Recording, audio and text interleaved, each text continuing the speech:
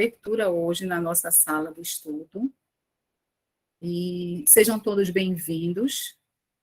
É um prazer ter vocês no nosso estudo bíblico. E o pastor Abel também, a presença do pastor Abel, pastor Silas, o irmão Silas também, que é muito importante, a presença dele aqui no meio da gente, de nós. E vamos orar, iniciando. Pastor Abel está ouvindo? Estou ouvindo. Vamos orar. Pai amado, Pai querido, Pai de amor, Pai de infinita graça, bondade e misericórdia, te agradecemos, Senhor, por esse privilégio de estarmos aqui nesta tarde, para juntos aprender mais da Tua palavra e que a mesma possa suprir as nossas necessidades espirituais, meu Deus, e que possamos ser edificados através dela e do nosso conhecimento, Senhor. Meu Deus, eu quero te apresentar a vida do pastor Abel, que o Senhor possa estar falando ao coração dele, para que ele possa transmitir a tua palavra para nós e que possa ser gratificante essa tarde de ensinamento e de aprendizado. Pois é em nome de Jesus que te agradeço. Amém. Amém. O pastor está com a palavra, pastor Abel. Bem. As paz, irmãos. Amém. Boa tarde a todos. Vou colocar o slide aqui na tela, né? Pronto. Nós estamos estudando no Antigo Testamento os livros poéticos e sapienciais. Então, a gente já passou por livro de Jó, livro de Salmos, e hoje a gente vai aprender um pouco mais sobre o livro de Provérbios, um livro também muito interessante, né? Assim como todos os outros do Antigo Testamento, um livro que nos traz aí essa perspectiva da sabedoria, conhecimento, também a aplicação no nosso dia a dia, né? Talvez Provérbios seja um dos livros mais práticos que nós temos em todo o texto bíblico, uma vez que ele tem como objetivo trazer essa ideia da sabedoria em tudo que nós fazemos no decorrer da nossa vida, seja em questão de trabalho, vida pessoal, relacionamento familiar, enfim, todas as áreas da nossa vida, ela está de alguma forma aconselhada dentro da sabedoria no livro de Provérbios, tá? O livro de Provérbios, ele possui mais uma característica de um livro sapiencial.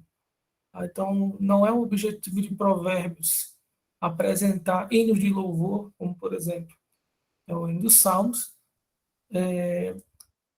Ele tem como característica, obviamente, essa ideia dos ensinamentos.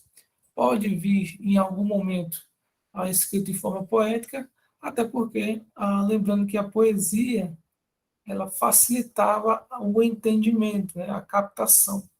Mas, em essência, o livro de Provérbios é um livro de sabedoria. Tá?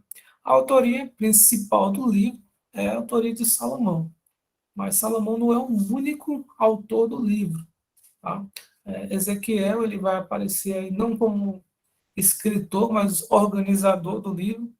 Então, ele vai apresentar, além da primeira parte do livro, como sendo a sabedoria de Salomão, mas também ele vai organizar uma segunda parte, contando aí de outros provérbios que Salomão teria escrito, mas que não teria sido colocado no livro, ele estaria acrescentando, e acrescentando também as palavras de Agur, Lamuel e de outras pessoas. Então, tudo isso aí vai estar no composto da autoria do livro de Provérbios. A data aproximada em 960 a 686 a.C., ou seja, um pouco depois da morte de Salomão, até o início do cativeiro babilônico. Então, é possível que esteja nessa faixa aí. Eu acredito que, mais provavelmente, na época do rei Ezequias, né? Aliás, aí é só uma correção, tá? O autor, ou como autoria, não é Ezequiel, tá? É o rei Ezequias como organizador. Teve essa falha aí, eu vou consertar aqui no slide, tá? Então, tem isso também. O propósito do livro? Oferecer um recurso para o ensino da sabedoria aos jovens. Em primeiro lugar, para a família real, e em segundo lugar, para as outras famílias em Israel. Então, a preocupação da construção do livro de Provérbios é o do ensino mesmo, prático, para que os jovens pudessem ter um conhecimento e uma sabedoria no seu lidar com as coisas do cotidiano. Em primeira instância, a preocupação se dava, de fato, com o rei, ou com o jovem rei que assumiria o trono, tá? Ou seja, aqueles componentes ali da família real, para que eles pudessem fazer um reino sábio. Então, esse livro de Provérbios era como se fosse uma espécie de livro de cabeceira dos reis de Israel, em especial daqueles que iriam assumir o reinado em algum tempo. Então, ele tinha esse objetivo. E aí, obviamente, acabou se estendendo para as outras famílias.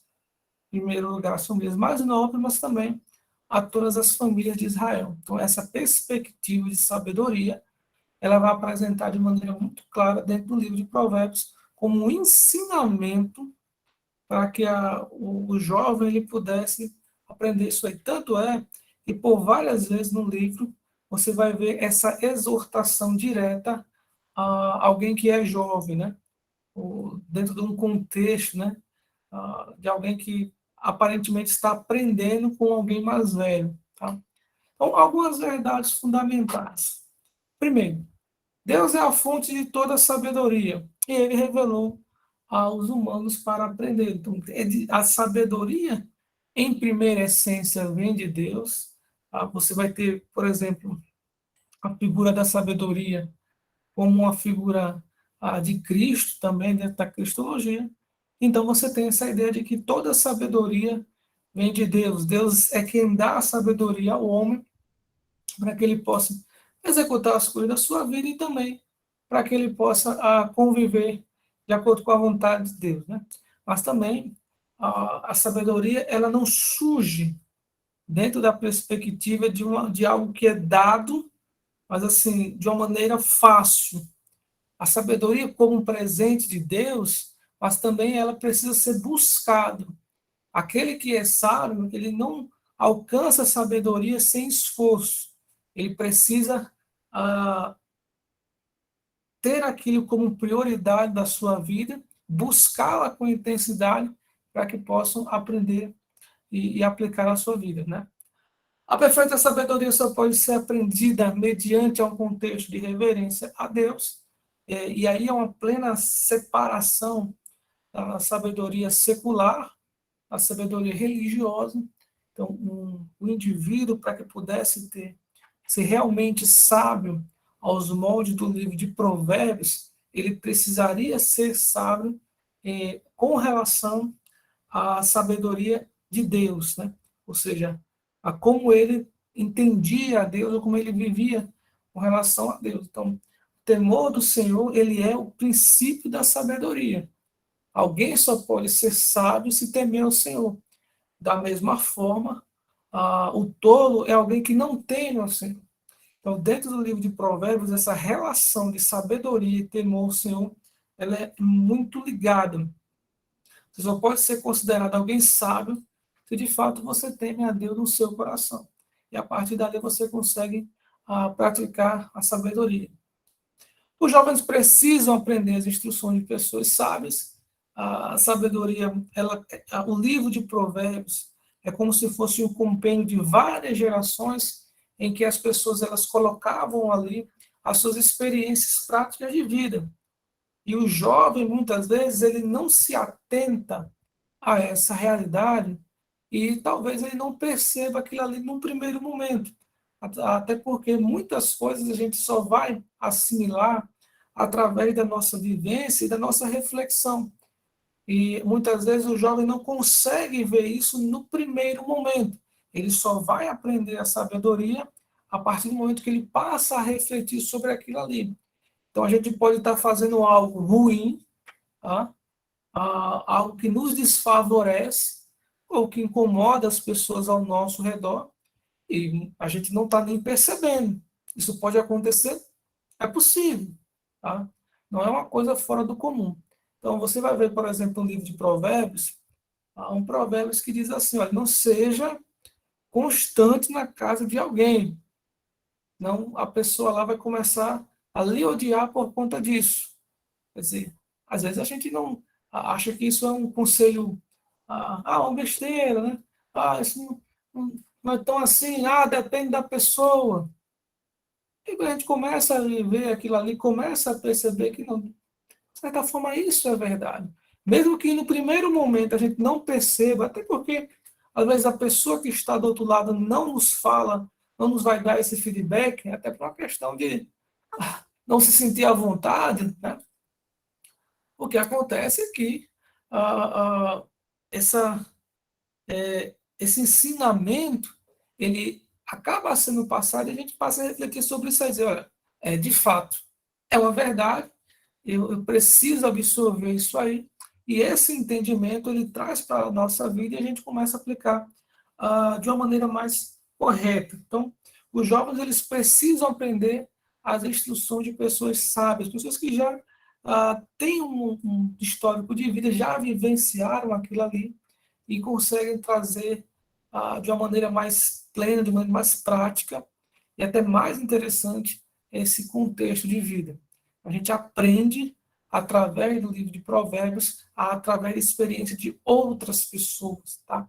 Então, a pessoa que é sábia, ela vai aprender através da questão de vida dos outros. Como diz um ditado popular, o inteligente aprende com seus erros, mas o sábio consegue aprender com os erros dos outros. De maneira mais simples, né?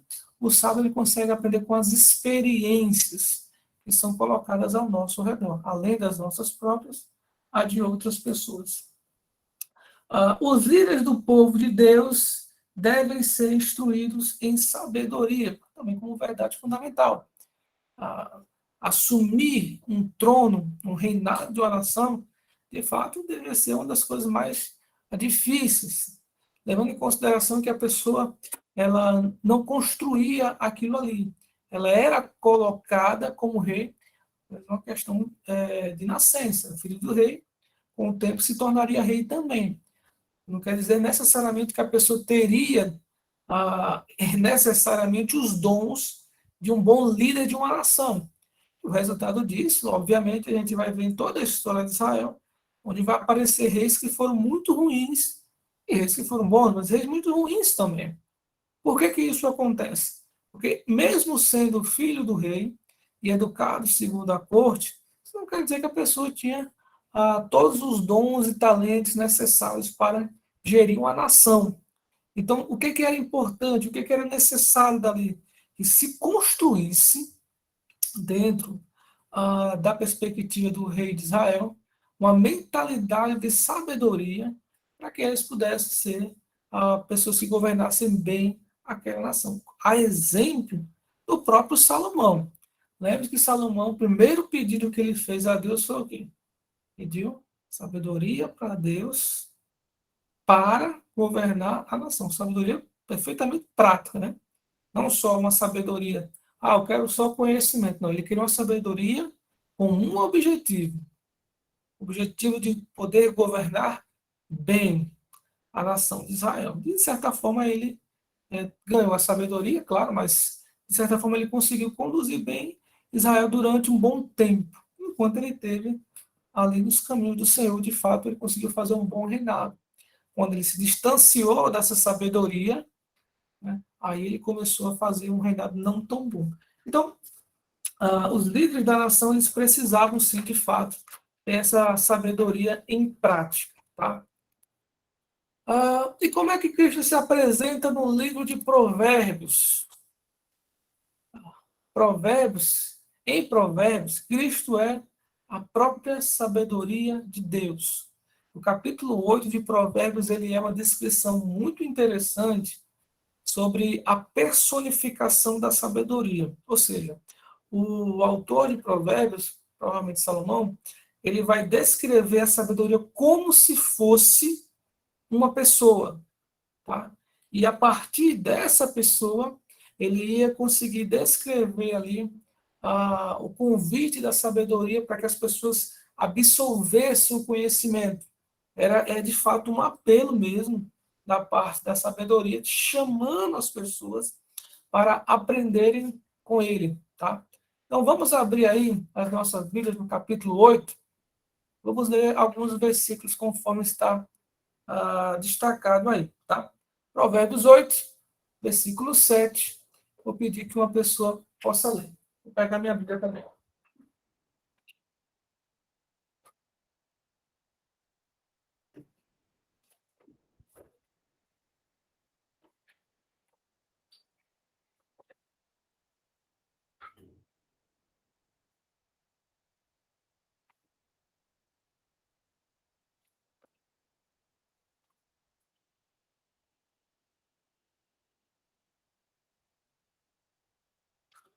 Achou? Pode ler, viu? Provérbios 8, versículo 7.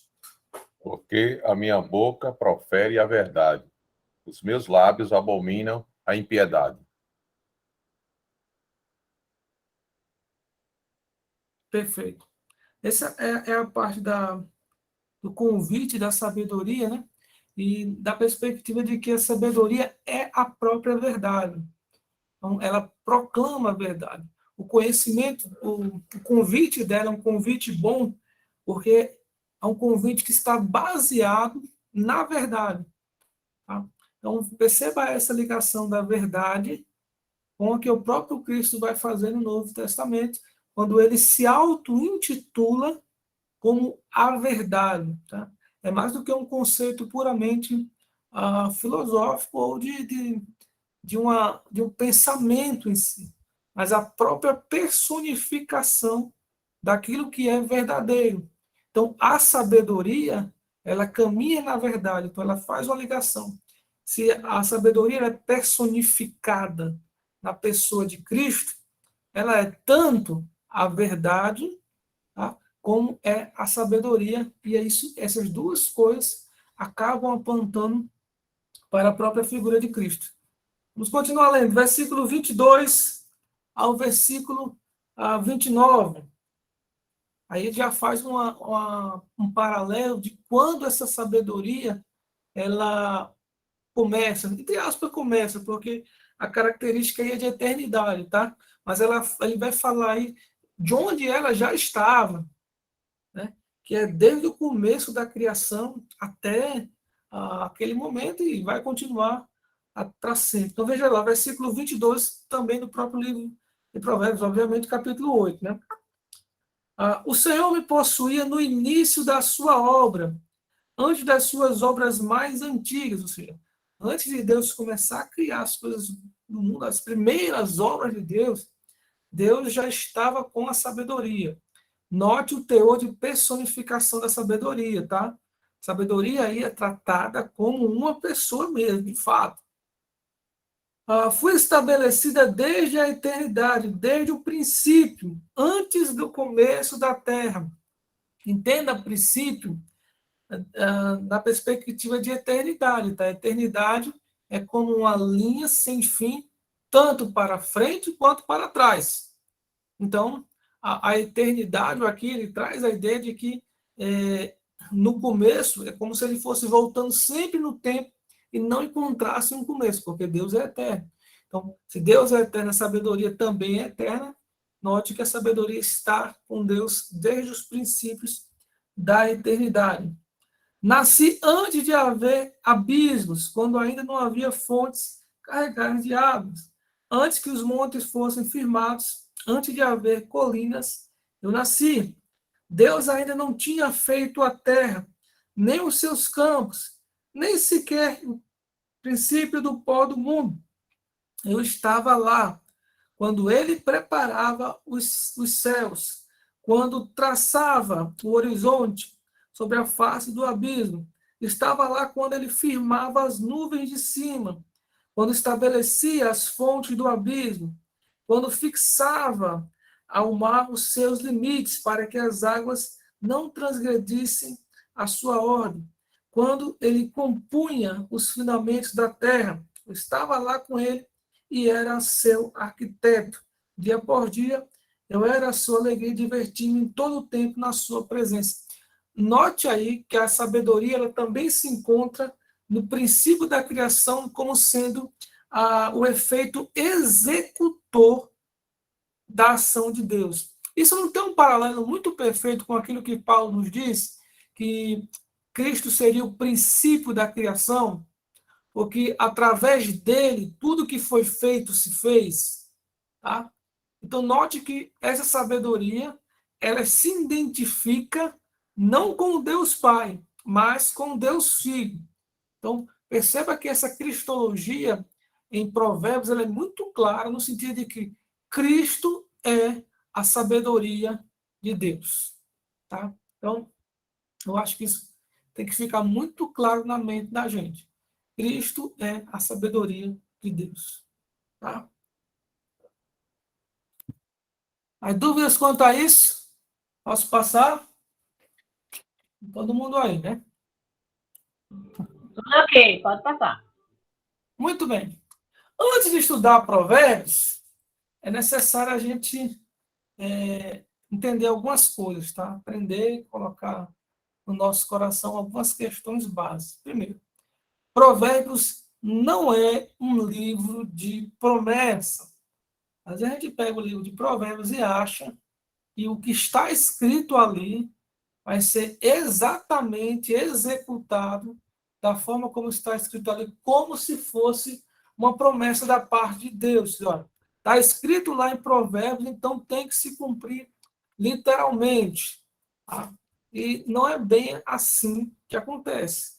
Então, o provérbio que a gente citou na semana passada, é o provérbio 22, versículo 9, diz o seguinte: você está vendo alguém que é habilidoso naquilo que faz? Ele será posto diante de reis, não estará a serviço da plebe, né? Ou seja, aquele que é habilidoso naquilo que ele faz, ele diferencia daqueles que fazem a sua função só por obrigação. Eu faço porque eu tenho que fazer, de todo jeito, mas só para ficar pronto. Daqueles que fazem o seu trabalho de uma forma boa. E na prática, o que vai acontecer aí? Normalmente, na grande maioria dos casos, aquele que faz bem o seu trabalho ele é reconhecido.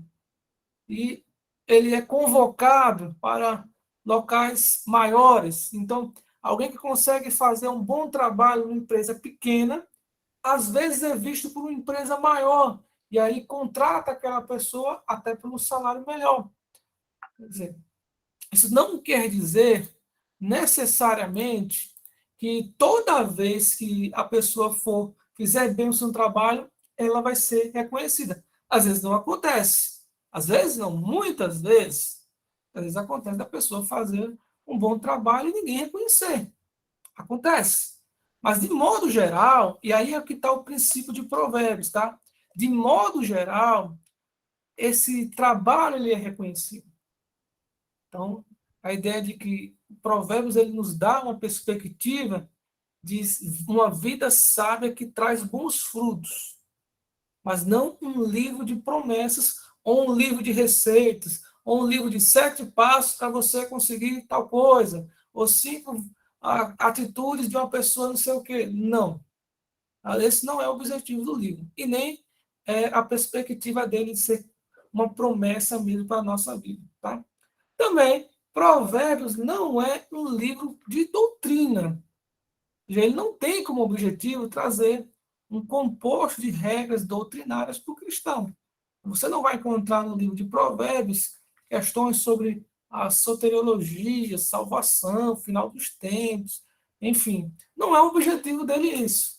O objetivo do livro é tratar ali de uma melhor forma de viver segundo essa era presente. E volto novamente, o livro de Provérbios é um livro extremamente prático. E a função dele, o objetivo dele é ser um livro prático para o nosso dia a dia, para que a gente possa saber como conviver, como agir nas questões do nosso cotidiano. Como nós nos relacionamos com os superiores, como nós nos relacionamos com as pessoas que estão ao nosso redor, a nossa forma de falar, a nossa forma de lidar consigo mesmo. Tá? Então, Provérbios diz, olha, é bom você vestir roupas brancas. A ideia de que, no contexto, ali seriam roupas limpas, né? Quer dizer, por quê? Porque isso é bom para você, lhe faz bem. Lá em Eclesiastes, por exemplo, olha, bom é ver o sol. A gente sabe que passar muito tempo dentro de casa sem ver o sol é ruim, né? Sem a iluminação do dia e tal. Então, o livro de Provérbios ele tem essa perspectiva de ser um livro de vivência prática na era presente. E os seus ensinamentos, como eles não são nem um livro de provérbios, nem um livro de doutrina, mas eles nos aumentam as nossas chances de vivermos uma vida mais feliz, uma vida mais próspera, uma vida mais saudável. Embora, em última instância, ainda assim, não seja uma garantia para isso. Não quer dizer que se eu seguir os preceitos do livro de Provérbios, eu tenho que necessariamente receber aquilo que está composto ali. Mas a verdade é que quando eu tenho essa prática daquilo que está escrito ali no livro de Provérbios, eu tenho uma chance muito maior de ser abençoado, de viver uma vida abençoada, do que se eu não considerasse ele na minha vida, tá? Em último caso, toda sabedoria encontra morada em Deus. Na verdade, ele é o princípio da sabedoria. Então, não é o mundo, não são as questões seculares, não é as formas de pensamentos, ideologias, filosofias, enfim, que o mundo tem para trazer, que vai ser a base da nossa sabedoria. A sabedoria provém de Deus, como vai dizer também em Provérbios, que o temor do Senhor é, de fato, o princípio da sabedoria. E sobre o que o livro de Provérbios fala, né, o que ele descreve? Então, você vai ter vários assuntos, né? Desde a questão da preguiça, né, mostrando que o sábio ele não pode ser uma pessoa preguiçosa, o sábio não pode viver uma vida de indolência, pelo contrário, a preguiça levará necessariamente uma vida de privações. Vamos abrir lá em Provérbios capítulo 6, pedir para o irmão que achou, que leia o versículo 6 ao 11. Provérbios 6, 6 ao 11.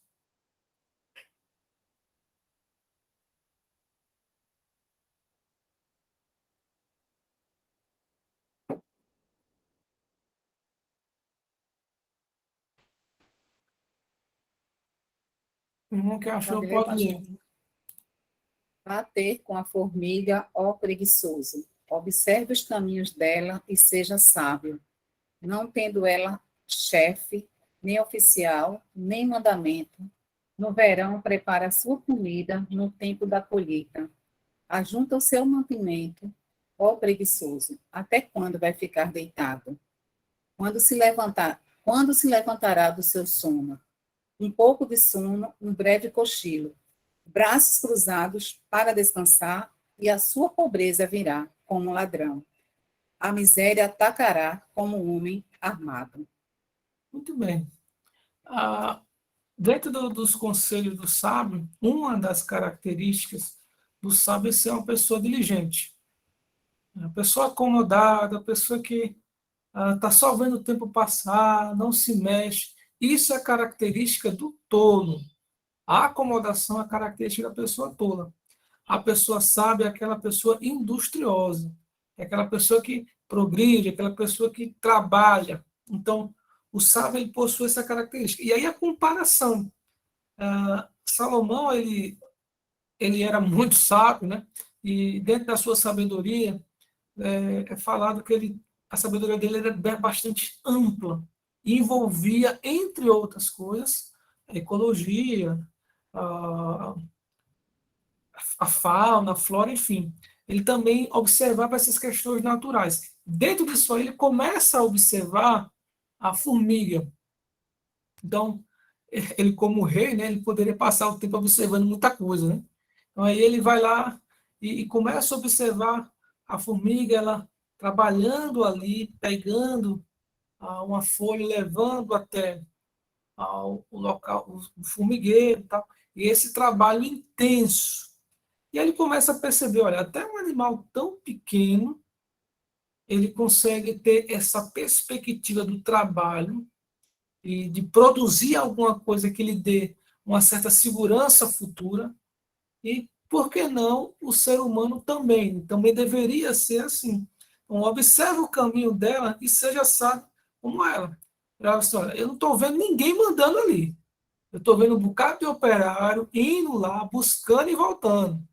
Né? Você vê o caminho da formiga, você vai ver várias, ele fazendo aquela trilha, né? aquele caminho, vai até o local onde tem e volta trazendo aquilo ali. Aquela mudança, né? Aquele transporte. Né? Mas ele não vê nenhuma formiga mandando na outra. Ele não vê isso. Ele vê esse trabalho. Ele diz, olha, não tem chefe, não tem oficial, não tem comandante. Não tem. E outra característica, olha, na época boa, assim, o verão, ela trabalha com a perspectiva de que vai vir o inverno. Olha, se você olhar para a constituição física, né, de uma formiga, olha, não tem como ela ser tão, entre aspas, tá, inteligente. Né? Como é que ela se apercebe disso? Ele faz a comparação. O tolo, ele é tão idiota a ponto de que ele tem uma sabedoria inferior, inclusive, de uma formiga. Se uma formiga, ela, ah, na época boa, ela consegue pensar no futuro, que dirá a pessoa com todo entendimento? Deveria olhar também sobre essa perspectiva. Um dia a gente vai ter a necessidade, então vamos trabalhar nesse momento para pensar no futuro. É claro que é uma característica de uma visão menos imediatista, o que ele está condenando aqui. Não pense só, porque hoje está bom, então vou desfrutar tudo do hoje. Não. Pense, e mais no futuro você vai ter aquilo ali. Aí o que acontece? O preguiçoso, naquele momento, ele está se sentindo confortável, aí ele não trabalha. Aí o que vai acontecer depois? A sua pobreza virá como um ladrão. Quando ele menos esperar, ele vai ser alcançado pelo momento de dificuldade. A miséria vai atacá-lo como um homem armado, ou seja, ele vai se ver numa situação em que ele não estava preparado. Então, aquele tempo que ele perdeu, quando ele poderia estar se preparando, não vai mais existir. Então, essa é uma das características do livro de Provérbios, que é falar sobre a questão da preguiça. O sábio, ele é alguém diligente. Ele não é uma pessoa acomodada ou preguiçosa. Com relação ao uso da língua, aquele que consegue controlar a sua língua é sábio e também instrumento de bênção. O que diz aí em Provérbios 15, versículo 1? Provérbios 15, versículo 1. A resposta branda desvia o furor, mas a palavra dura suscita a ira. Esse aqui, com certeza, é um dos provérbios que a gente precisaria aprender bastante, né? Esse é um provérbio que fala muito ao nosso coração. Né? Normalmente a gente age impulsionado pela emoção e do momento. Se alguma coisa acontece que a gente não gosta, a tendência natural é a gente reagir instintivamente contra aquilo ali e de maneira a mais grosseira possível, de impulso mesmo. Se alguém nos ofende, se alguém nos chateia de alguma forma, a resposta natural é que a gente responda com a mesma intensidade ou superior daquilo que a gente sentiu no nosso coração. Mas aí aqui é que está a diferença, né? Às vezes, quando você está vendo uma discussão, um fala mais alto do que o outro e um quer gritar mais que o outro. Mas como é que se resolve isso aí? Resposta branda. Uma resposta mais tranquila. Resposta branda desvia o furor. Palavra dura suscita a ira. Às vezes não é tanto o que se fala, mas como se fala. Tá? Ele tem a mesma verdade para dizer de uma maneira dura, muitas vezes até grosseira, ignorante, tá? E aí a gente acaba ofendendo muito mais do que você poderia dizer a mesma verdade de maneira mais suave, mais tranquila. E você tem essa diferença. Então, o sábio, e aí nota, não é que o autor de Provérbios ele vai estar dizendo, olha, o sábio age assim, o tolo age assim. Ele mostra nas entrelinhas, tá? E aí é que está a sabedoria da gente, em aprender aquilo ali e praticá-lo. Então, o sábio é aquele que consegue responder com resposta branda no momento da fúria ali, né? No momento da intensidade. Então, quando você age baseado nas suas emoções mais primitivas, né? Você está sendo um tolo. Quando você consegue agir de uma maneira mais branda, mais tranquila, mesmo no momento daquela dificuldade, você mostra que você de fato está sendo uma pessoa sábia. Tá?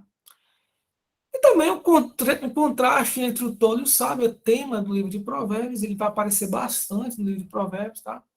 E ele sempre vai fazer esse contraste, não só no livro de Provérbios, tá? No próprio livro de Salmos você vai ter isso. O Salmo 1, ele faz uma diferença, não necessariamente do tolo e do sábio, mas do ímpio e do justo. Tá? Quer dizer, são características aproximadas, né? Do sábio, do justo, o ímpio, do tolo. Tá? Então, Provérbios, capítulo 9, versículo 8, o capítulo 9 de Provérbios, o capítulo 8 era o convite à sabedoria, o capítulo 9 é quando a sabedoria ela coloca o seu banquete. Versículo 8. Não repreenda o zombador para que ele não odeie você. Repreenda o sábio, e ele o amará. Dê instrução ao sábio, e ele se tornará mais sábio ainda. Ensine o justo, e ele crescerá na prudência. O temor do Senhor é o princípio da sabedoria. Conhecer o santo é ter entendimento, porque por mim se multiplicarão os seus dias e aumentarão os anos de sua vida. Se você é sábio para si mesmo. Se é zombador, só você sofrerá as consequências. Então, ele faz essa diferença entre a figura do sábio e do tolo, e começa com a ideia dos conselhos. Né? O sábio ele consegue ouvir as pessoas.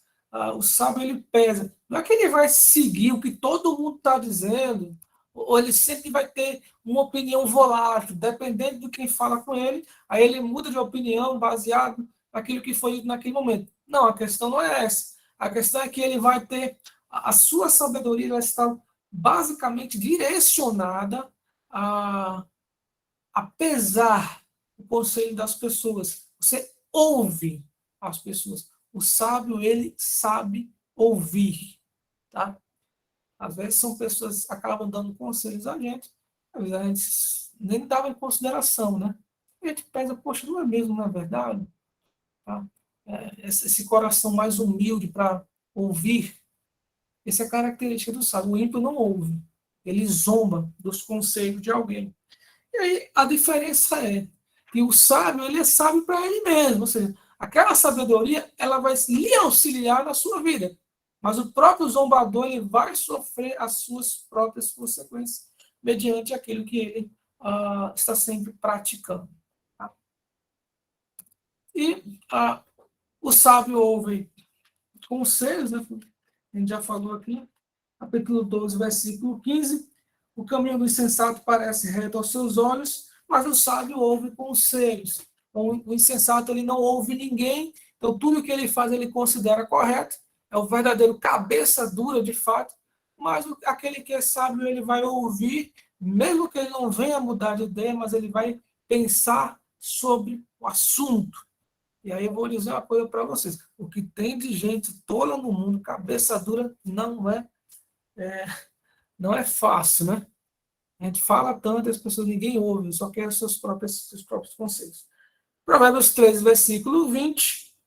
Quem anda com os sábios será sábio, mas o companheiro dos tolos acabará mal. A questão aí da convivência. Né? Você convive com pessoas sábias, a tendência é que você cresça junto a elas. Até porque é uma necessidade do local onde você está. Mesmo que você é impulsionado a chegar àquela situação. Você está cheio de pessoas todas ao seu redor, você nem é estimulado a isso. Então, temos essa diferença também. Mas aí a pergunta, né? Por que que as pessoas têm tantas dificuldades em ouvir conselhos dos outros? Por quê, meus? Me digam aí. Por que que as pessoas são tão cabeças duras? O que que vocês acham? Um de cada vez, tá?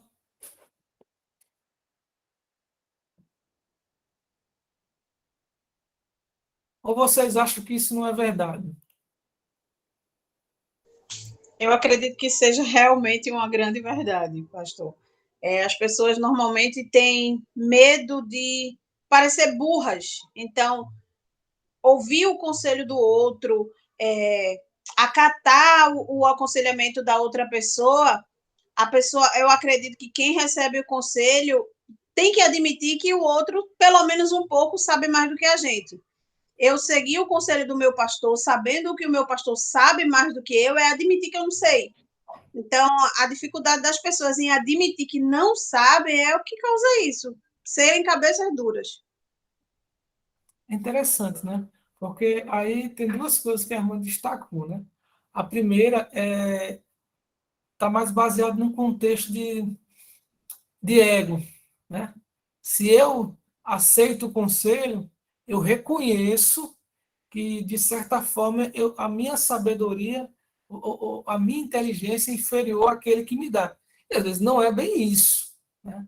Às vezes, é só uma visão sobre alguma coisa que você ali teve uma dificuldade melhor de entender do que outra pessoa que estava muitas vezes de fora.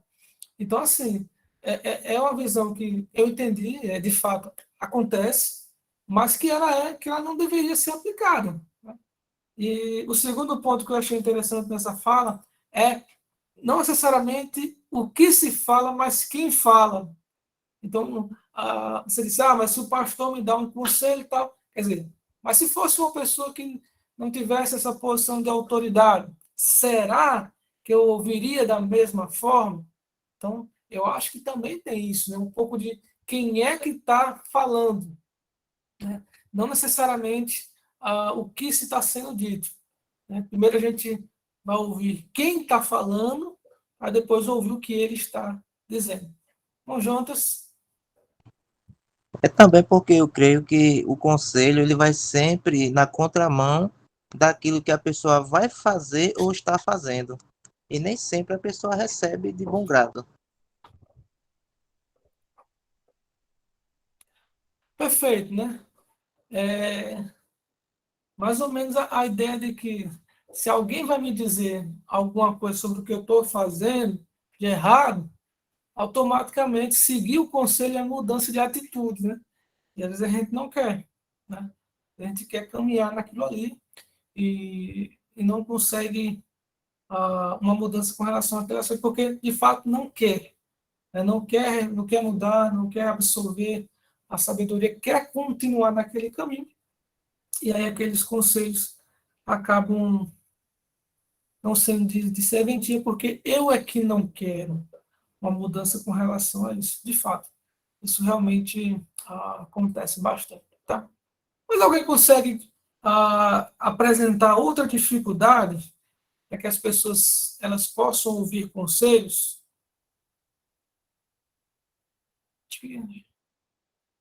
Esse que já foi dito já é o suficiente, né?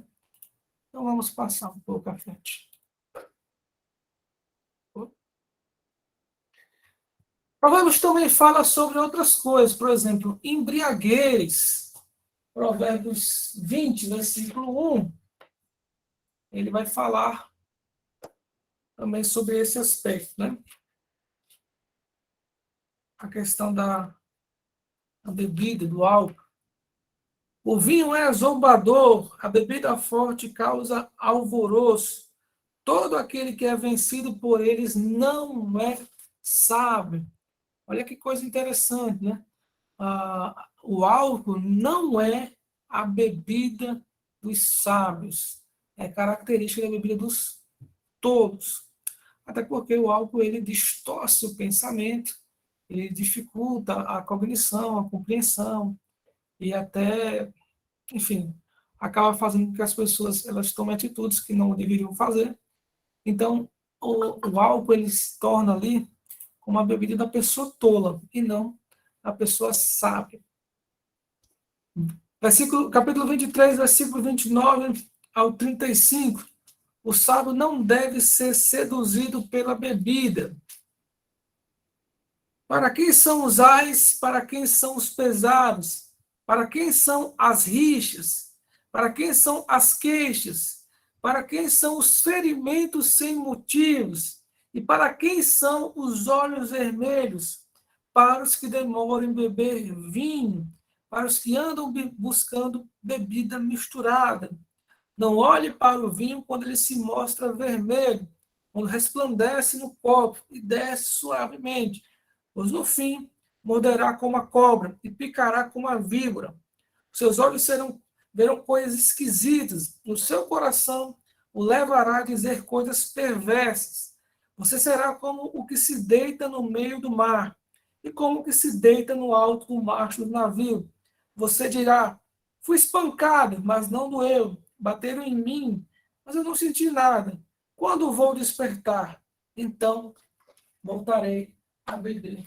Quer dizer, se o álcool não é a bebida dos sábios, aí ele descreve o que acontece com aqueles que acabam se dando ao vinho. Então, acabam falando coisas que não gostariam de ter dito, não deveriam dizer, acabam tendo atitudes que não deveriam ter. No outro dia se encontram completamente destruídos por causa dos efeitos, né, a ressaca proveniente da bebida. Então, tudo isso aí, ele mostra que o sábio, ele se aparta do mal.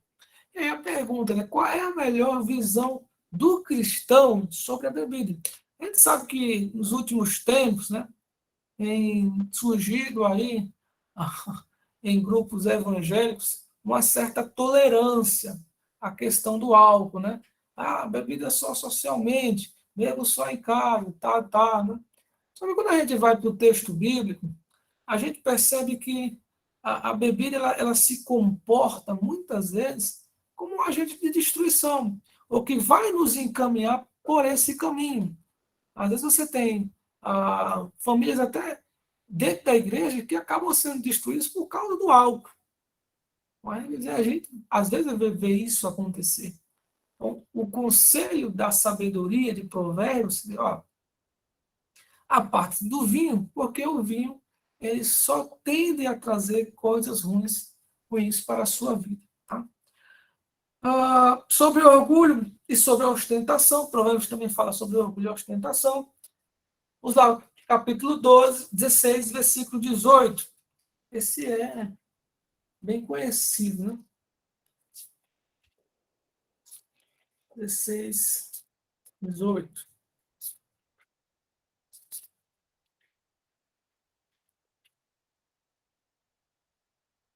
Antes da ruína vem a soberba, e o espírito orgulhoso precede a queda. Esse também é um provérbio muito interessante. A gente conhece mais em outra versão, a ruína. Quer dizer, a soberba precede a ruína, né? A ideia de que aqueles que são soberbos, eles já estão se encaminhando para a sua própria destruição. As pessoas soberbas, elas acreditam serem mais especiais que as outras, mais inteligentes, mais poderosas, mais tudo que as outras. E aí começam a achar que podem demais, começam a caminhar com um salto alto em sua vida, né? E começam a ver as coisas como se estivessem de cima. E quando menos espera, aí se encontram na ruína, porque não se atentaram, não tiveram o coração unido para pesar o momento. Então, os soberbos, eles tendem a se destruir automaticamente, porque eles não conseguem pesar ao momento em que eles estão vivendo, porque eles se acham superiores ao momento. Provérbios 25, 14, ele diz, com as nuvens e ventos que não trazem chuva, é aquele que se gaba de presentes que não deu. Soberbos são aqueles que, de fato, falam muito, mas produzem pouco. Tá? Pessoas que falam demais, olha, eu faço, eu aconteço, eu isso, aquilo. Quando na prática não tem nada. Né? Uma característica de pessoas que são soberbas, ou seja, tolas a sua perspectiva de achar que são alguma coisa. Tá? Outro tema que é falado muito no livro de Provérbios é sobre as mulheres. Então, você tem aí 2 parâmetros, tanto no contexto negativo quanto no contexto positivo. Capítulo 5, versículo 3 e 6, Provérbios fala sobre a mulher estranha. Tá? O que é que diz lá? Porque os lábios da mulher imoral destilam mel, e suas palavras são mais suaves do que o azeite. Mas o seu fim é amargo como ferro, cortante como a espada de 2 gumes. Os seus pés descem para a morte, e os seus passos conduzem ao inferno. A ideia de que a mulher estranha, ou a mulher imoral, a mulher que não respeita o seu marido, nem respeita o casamento dos outros, né? Ela tenta se colocar numa situação que acaba destruindo a vida das pessoas. Então, o sábio, ele deveria aprender, ou deve aprender a observar aquela situação e se afastar daquilo ali. Tá? Se afastar da mulher estranha. Tá? E como também é um conselho para as próprias mulheres, obviamente para os homens também, terem um comportamento mais adequado. Tá? Provérbios 21, versículo 9, também versículo 19, fala sobre a mulher rixosa. Melhor é morar no canto do terraço do que com a mulher briguenta na mesma casa. Quer dizer, olha, é tão ruim você viver com a mulher que o tempo todo está brigando, arrumando contendas, reclamando de tudo, enfim, botando a culpa no marido de tudo que acontece no mundo inteiro. É bem melhor você morar num canto escondido do que você morar numa casa boa com uma mulher dessa na sua vida, tá? Silas? Na minha versão diz é melhor morar no deserto. Porque no cantinho do terraço ainda é coberto, né? Depende do terraço, né? Depende do terraço. Rapaz, melhor morar no deserto. Não, é porque você pegou o versículo 19. Né? Eu li o 9. Aí o 19 ele diz: melhor é morar numa terra deserta do que com a mulher briguenta e geniosa. Quer dizer, é melhor você morar num deserto, onde não tem nada, do que você morar com a mulher que fica o tempo todo enchendo o saco. Tá? Você, na sua cabeça lá, chega em outro problema, ele vai dizer, olha, a mulher rixosa é como uma casa com goteira, né? O tempo todo ele tuc, tuc, tuc, tuc. Quem já viveu numa casa com goteiro, já passou ou teve essa experiência, ou de um dia, de algum momento, você vai saber que aquilo ali realmente é, de fato, irritante. Mesmo que você coloque um balde ali, o balde ele vai solucionar o problema da molhadeira, mas parece que ainda é pior para a sua mente, porque fica as gotas caindo, tem tudo na sua cabeça. Tuc, tuc, tuc. Então, é bem melhor morar no deserto do que morar com uma mulher que fica ali abusando bastante. Provérbios 11 fala da mulher tola e indiscreta, né? Provérbios 11, versículo 22. Como joia de ouro em focinho de porco, assim é a mulher bonita que não tem juízo.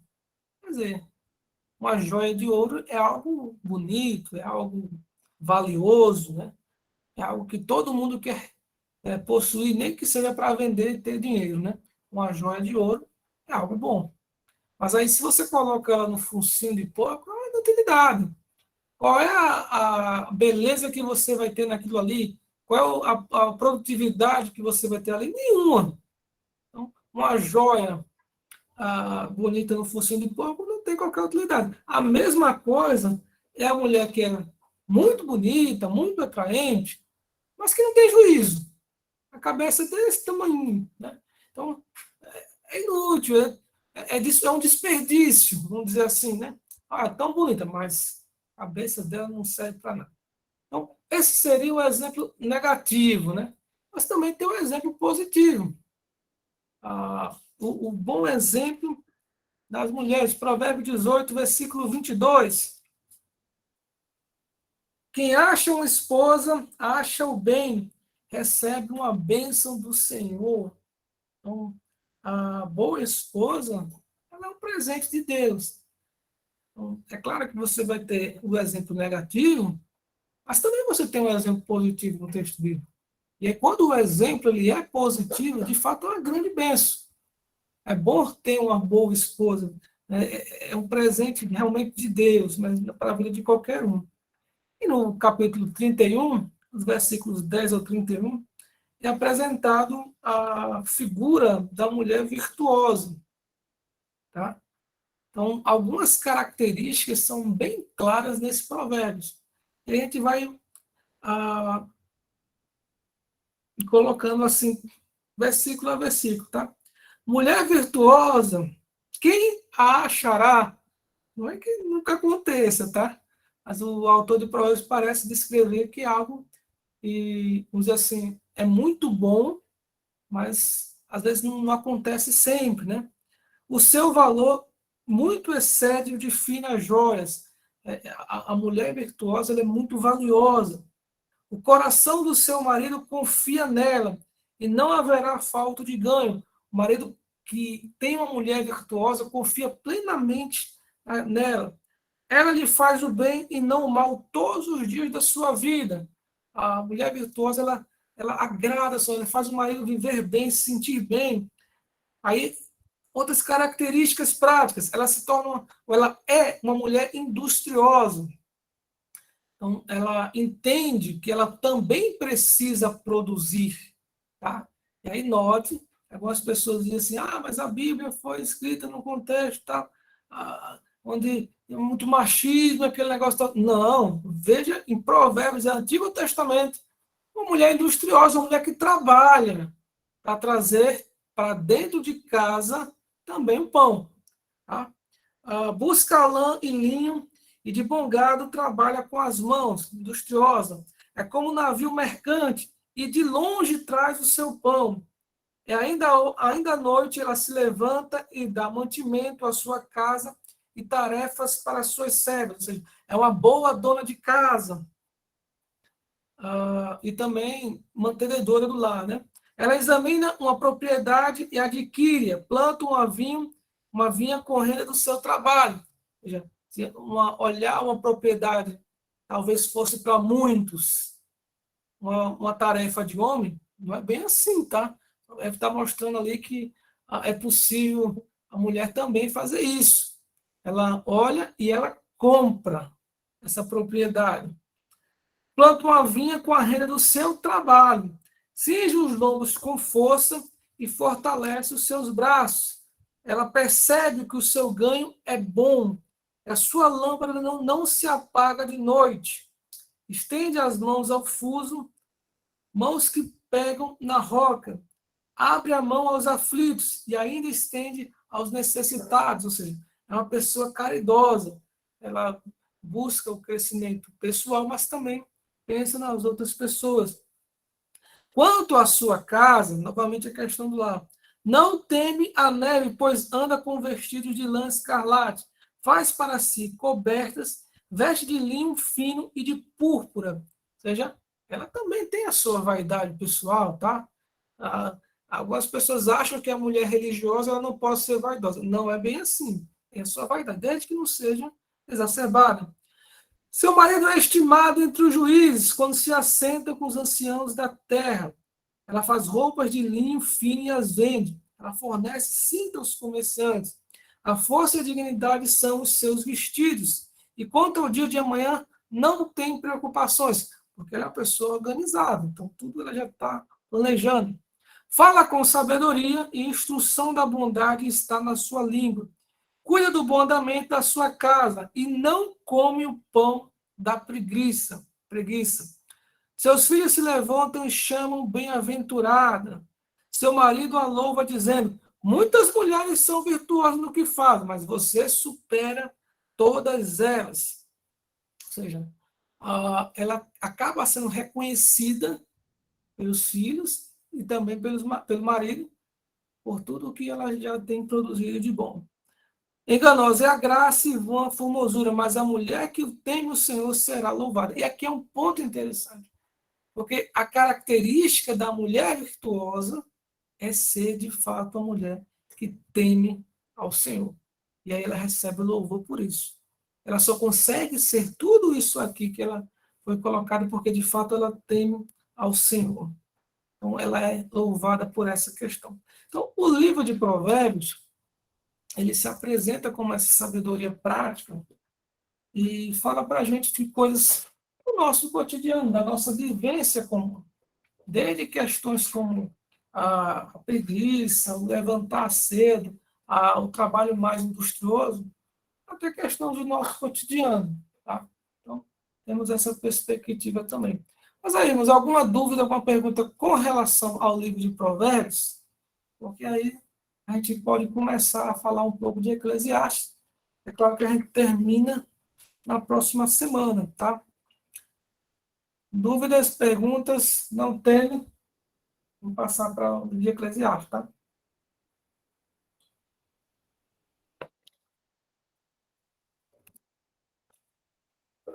Ok. Eclesiastes. A tradição, ela coloca o livro de Eclesiastes como sendo de autoria de Salomão, tá? Mas é possível também que tenha sido de algum sábio da corte, alguém que desfrutou ali da sabedoria de Salomão, observou claramente aquilo que aconteceu e começa a perceber, a fazer uma reflexão a partir daquilo ali. É muito interessante isso, porque essa parece ser uma proposta bem interessante para o livro, tá? A proposta de alguém que observa. Note que logo no começo do livro, o autor ele fala de que ele foi rei em Israel. E como assim foi? Essa característica de ter sido não acontece com os reis de Israel. Eles entram no reinado, uma vez rei, eles só deixam o reinado depois que morrem. Salomão, por exemplo, ele nunca chegou a ter sido rei de Israel. Ele sempre foi ali, mas nunca deixou de ser rei. Então, quando o autor diz, olha, eu fui rei em Israel, é como se um autor, observando o caminho de Salomão, e como ele se conduziu no primeiro momento, sua sabedoria, e em outros momentos na busca do prazer, tá? Ele, de certa forma, refletisse sobre a vida dele depois que Salomão morreu, e aí ele disse, olha, eu fui rei em Israel. Então, aí ele começa a falar a partir da vida de uma outra pessoa. Tá? Vamos dizer assim, o que eu diria se eu fosse Salomão? Né? Então, aí ele começa a trazer essa perspectiva. Essa é, de fato, uma possibilidade bem interessante, mas pode ter sido também o próprio Salomão, no final da sua vida, talvez não estivesse tomando mais todas as decisões, já tivesse ali a participação de um rei regente, o seu filho, né, Roboão, já começa a se reinar com ele, e talvez ele não tivesse essa perspectiva mais de reinado, de ser o cara que manda em tudo. É possível? É provável? Não. Tá? Mas é uma possibilidade. Então, essa ideia de dizer, eu fui rei em Israel, diz muito sobre a autoria do livro. A data, 930 a 586 a.C., ou seja, aquele período do fim da vida de Salomão até o exílio babilônico, ou seja, novamente, um período bem extenso, tá? Mas que não dá para a gente descrever exatamente qual foi o ano, né? Uma coisa mais próxima. Tá? Propósito do livro: demonstrar que a vida vista unicamente a partir da perspectiva humana realista, ela resultará em pessimismo. Note que o autor de Provérbios ele tem essa visão bastante humana e realista da coisa. Ele vê as coisas a partir das coisas como eles são, e aí ele começa a ter uma visão um pouco mais pessimista da coisa. Né? os prazeres já não satisfazem, ele começa a ver a vida humana como uma busca fútil, inútil, através de tentar conquistar coisas. O cara consegue conquistar bens, mas aí vem outro e desfruta dela, né? Mas nem ele, ou fica para os seus filhos, enfim. Ele começa a perceber com certo pessimismo isso. Também é propósito do livro, né? Oferecer esperança por meio da obediência humilde e da fidelidade de Deus até o dia do julgamento final. Só, a vida aqui nessa terra é uma vida dura, difícil. Às vezes a gente nunca vai se sentir plenamente satisfeito com tudo. Sempre vai ter alguma coisa que você vai sentir falta, vai sentir necessidade. Então, é o seguinte, obedeça a Deus, siga a lei, ande em humildade diante de Deus e se prepare para o dia de encontrá-lo. Né? É uma visão bem, bem pessimista da coisa. Né? Alguns autores chegam a dizer, ou um autor chegou a dizer, né? Colocar no comentário do livro de Eclesiastes o título de o livro mais mal-humorado da Bíblia. Tá? E ainda botou a foto do limão. Não sei se o que é, né? Algumas verdades fundamentais. Quando o que nos resta são os esforços e as perspectivas humanas, a vida parece não oferecer esperança ou significado. E quando só é a questão humana da coisa, que não faz sentido. Os seres humanos não conseguem nem mesmo começar a sondar a sabedoria divina que sustenta e controla todas as coisas. Enquanto o mundo tem muitas filosofias, muito entendimento, muitas perspectivas, muitas promessas, a verdade é que quanto mais a gente aprende ou mais a gente reflete das coisas dessa terra, ainda assim estamos completamente distantes da sabedoria de Deus. Está muito longe de uma sabedoria perfeita.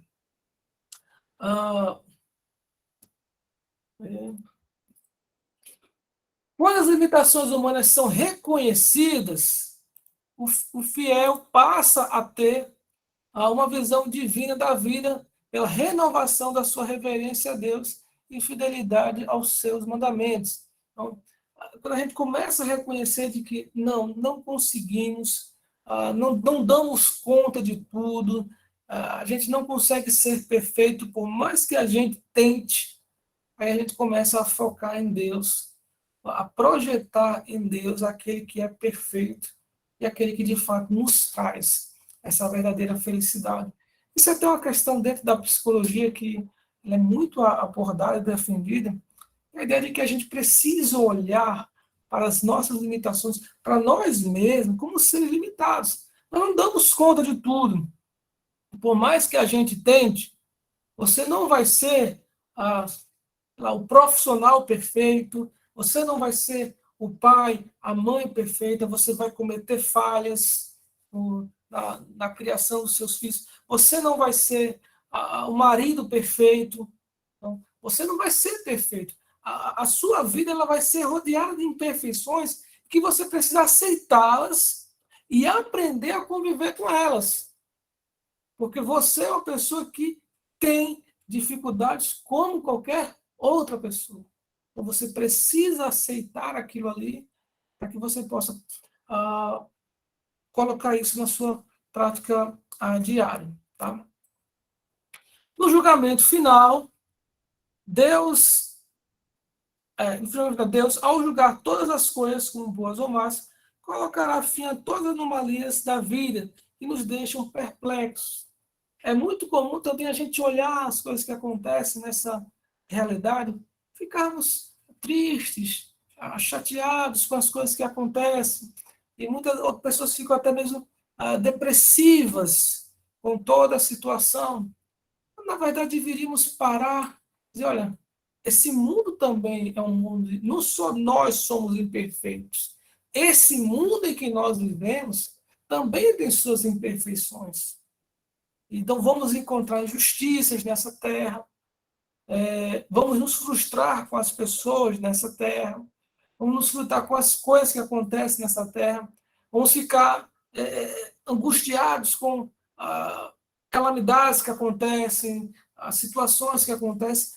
é característico das coisas dessa terra, da esfera temporal presente. E não temos como fugir disso. Então, nós não podemos olhar para essa realidade e ficarmos frustrados com aquilo ali. Não.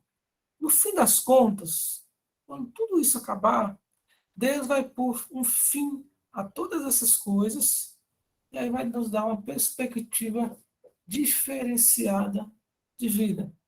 Então, não podemos mais ficar olhando a essa realidade como se fosse a coisa mais terrível do mundo. Não.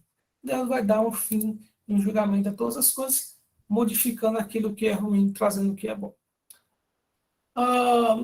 Sobre a autoria, né, a gente já falou um pouco de Salomão, né? É o capítulo 1, né? Capítulo 1, versículo 12. Eu falei, eu só vou ler para que os irmãos tenham entendimento, né? O texto bíblico, tá?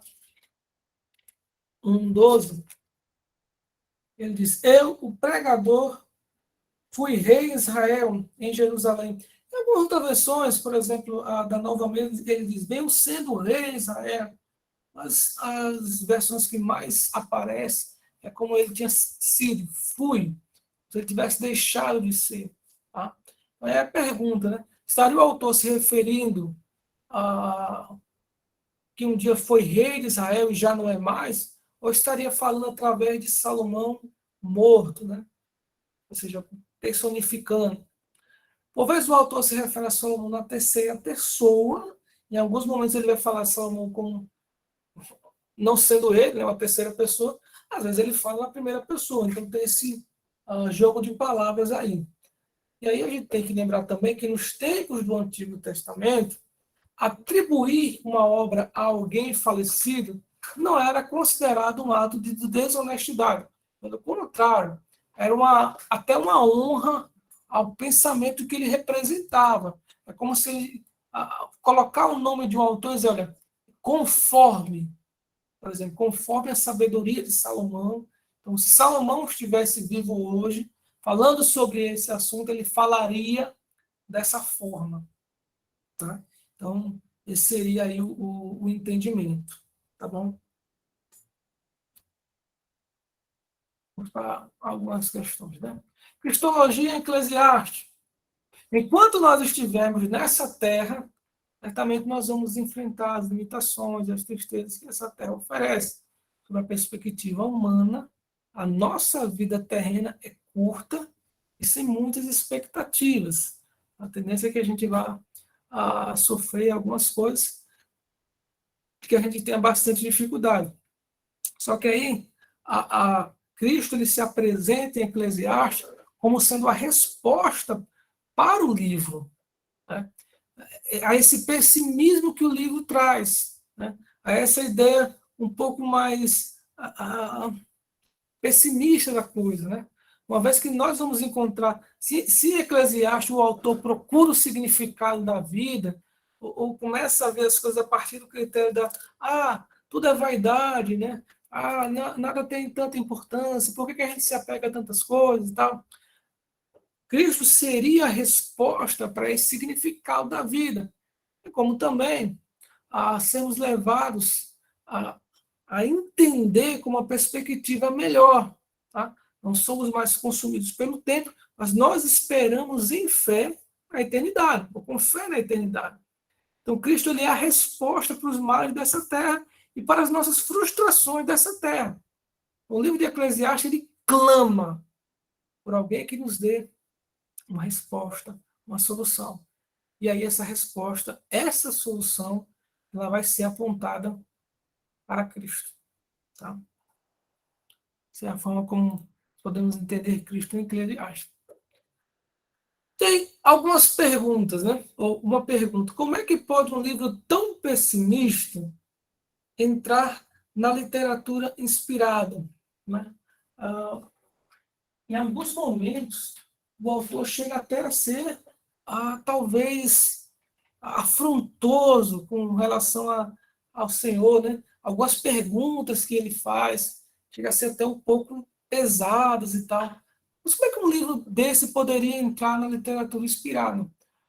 Eu acho interessante o livro de Eclesiastes, porque, de certa forma, ele quebra essa concepção que muitas vezes a gente tem de uma coisa muito fantástica, boa demais, que a vida cristã ela só é um mar de rosas, e aí ele mostra que não, a nossa vida aqui até tem dificuldades, mas que a gente tem uma vida cristã e tal, mas a gente ainda assim tem os momentos difíceis da vida, momentos de tristeza, momentos de você estar um pouco mais abatido e tal.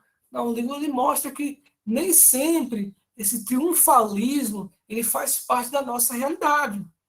A nossa realidade ela tem vitórias, mas também tem derrotas. Ela tem felicidade, mas ela também tem tristeza. Tá?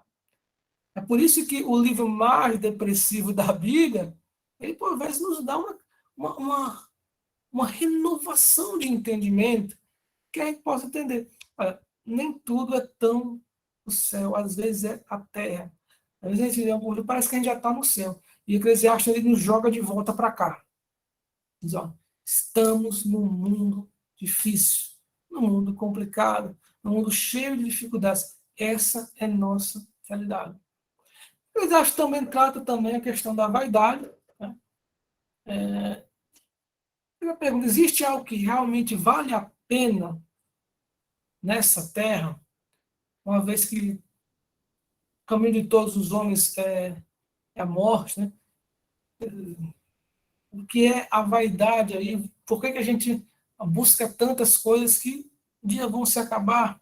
Por que vamos empreender esforços se um dia a gente também vai cair no esquecimento?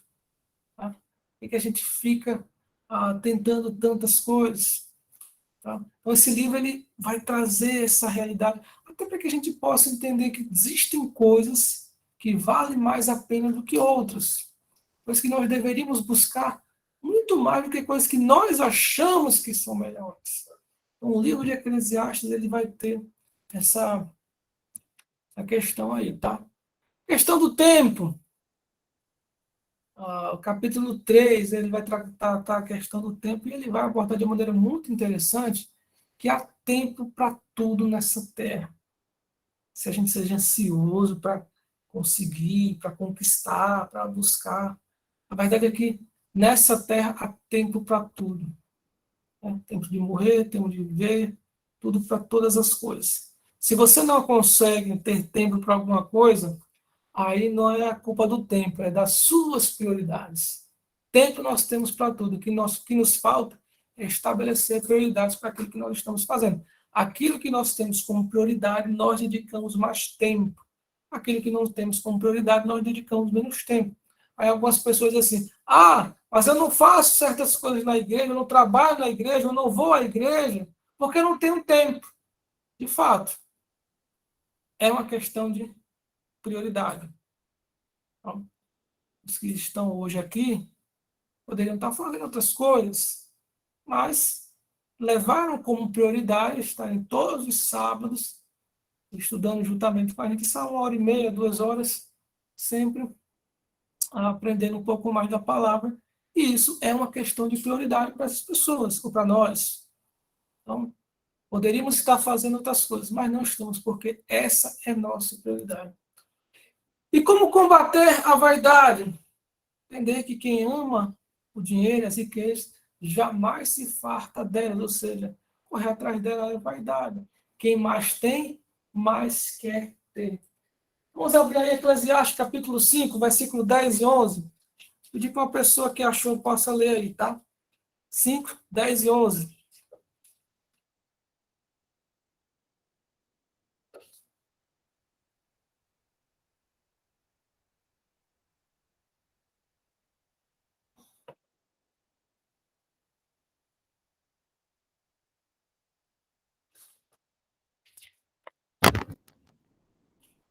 Quem ama o dinheiro não se fartará de dinheiro, nem o que ama a riqueza se fartará do ganho. Também isso é vaidade. Quando se multiplicam os bens, multiplicam-se também os que comem. E que proveito tem o seu dono, senão de vê-los com os seus olhos? Eu acho isso muito interessante, né? Porque se você reparar bem, você vai ver que isso é uma verdade muito prática, né? Quem tem, mais quer. E aí ele diz assim, mas fulaninho não ajuda ninguém, ele é tão rico, mas não ajuda ninguém. Aí quando você vai falar com ele, não posso não, porque eu estou com tal dívida aqui, eu preciso pagar não sei o quê, tal. Eu digo, poxa, como é que uma pessoa com tanto dinheiro não consegue viver? Tá? Eu conheci uma pessoa,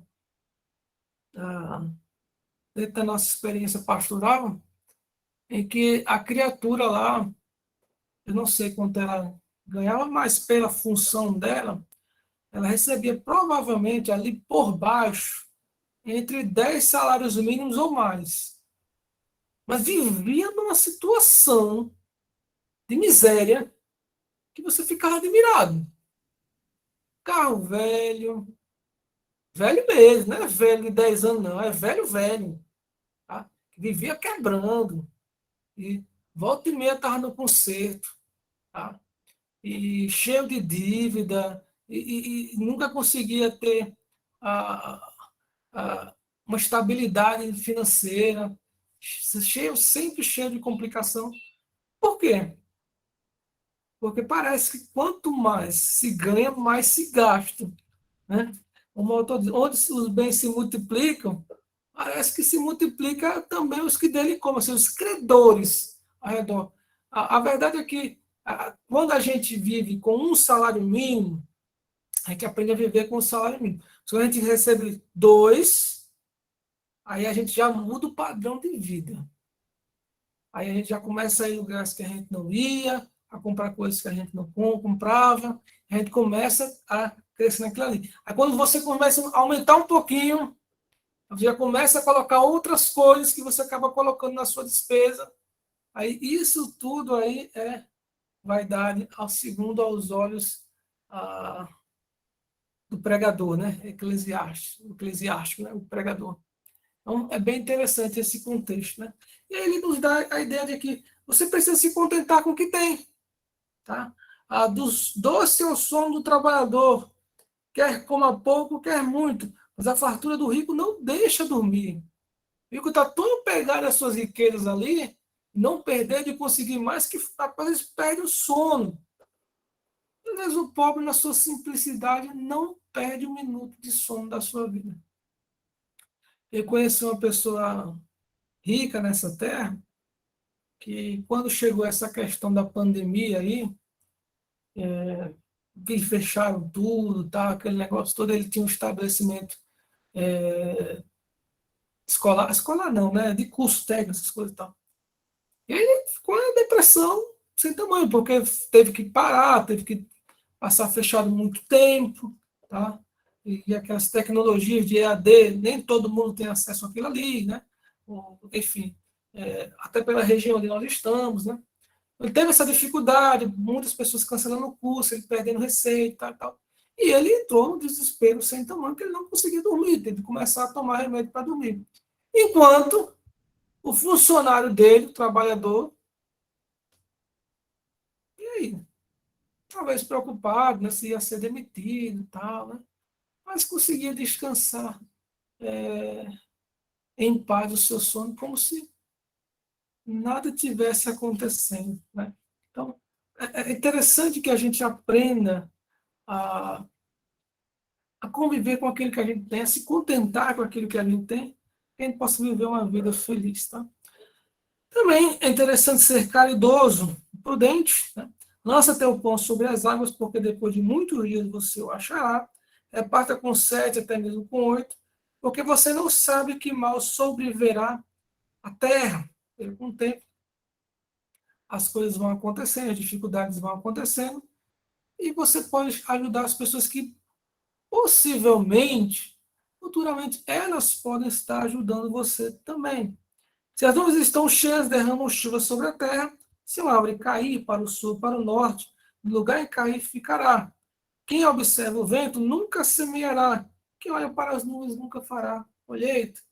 Outro modo de combater a vaidade é trabalhar.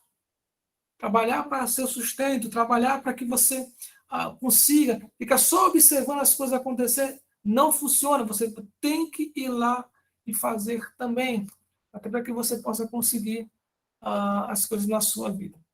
Tá bom? Pessoal, vamos parar aí. Na próxima semana a gente conclui Eclesiastes, né, e fala sobre o livro de Cânticos, tá bom? Eu já trabalhei um bocado hoje, e aí a semana que vem a gente dá um encerramento dessa disciplina, tá? Aí na outra semana, obviamente, é a prova de vocês, tá bom? Alguma dúvida, pergunta? Uma coisa que eu queira falar, fale agora, o caso para sempre. Se não, passa a palavra de novo à irmã Adriana. Alguma dúvida? Não, né? Bem, meus irmãos, no início eu informei que a irmã Zélia esteve ausente, porque está num seminário, aliás, no Congresso de Educação Cristã, e desde então vamos finalizar agradecendo a presença de todos, a presença do pastor Abel. Muito obrigada, pastor Abel, por mais um sábado aí abençoado, de grande aprendizado. Aprendi muito, Provérbios, Eclesiastes. Agora, eu achei interessante, né, que existe os provérbios da mulher, né? Achei interessante, muito bom o aprendizado. Eu vou pedir para a irmã Viviane orar. Pode orar, Viviane, encerrando e agradecendo a Deus por essa tarde. Assim oremos. Pai amado, Pai querido, eu agradeço a Ti mais uma vez. Estamos aqui juntos neste sábado, aprendendo mais da Tua palavra, Senhor. Agradeço a Ti pela vida de cada um que está aqui, pela vida de todos aqueles que não puderam estar aqui. O Senhor sabe o motivo de cada um. Agradeço pela vida do pastor Abel e que o Senhor nos permita, na próxima semana, estarmos juntos aqui para aprender um pouco mais de Ti. Obrigado por tudo, em nome de Jesus, amém. Amém. Amém. Obrigada. Boa tarde a todos. Boa tarde, irmã. Até a próxima semana. Até a próxima semana, pastor. Obrigada.